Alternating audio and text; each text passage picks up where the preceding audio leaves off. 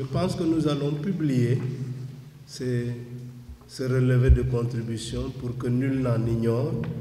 Nous voulons vraiment nous inscrire dans cette transparence et il peut même être disponible d'avoir la liste complète des contributeurs si cela est souhaité. Par ailleurs, quand les travaux que nous aurons à faire au niveau intérieur et pour l'esplanade seront effectués, vous serez aussi au courant des coûts réels que cela a pris. La motivation, elle existe. À mon avis, nous avons un problème de communication dans l'Église. Si on communique bien, on peut arriver à de bons résultats.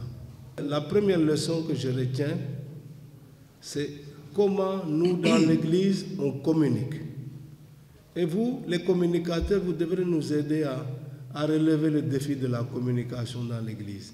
Je crois qu'on a beaucoup de progrès à faire dans ce sens-là. Parce que quelqu'un qui est informé est en mesure de répercuter l'information. Il faut en plus maintenant que nous avons une responsabilité morale parce que nous avons reçu les contributions des gens, que tout soit nickel. Qu'on ne puisse pas dire demain, l'évêque a détourné 100 francs. Ça, il faut que ça soit bien clair. Et c'est pour cela que j'ai tenu aussi à donner l'information.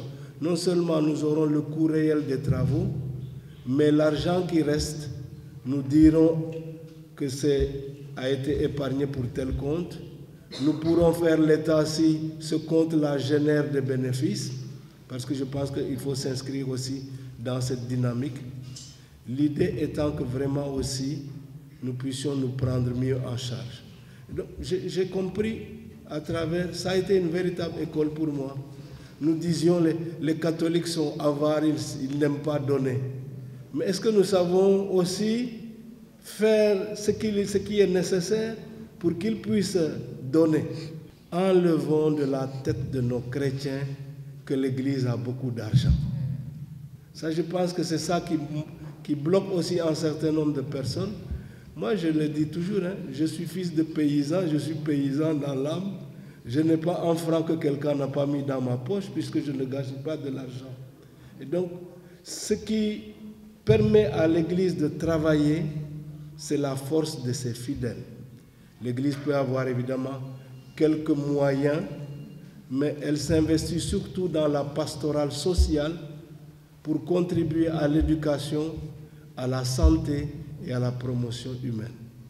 Mais nous ne sommes pas comme tels des hommes d'affaires. Ce n'est pas notre mission.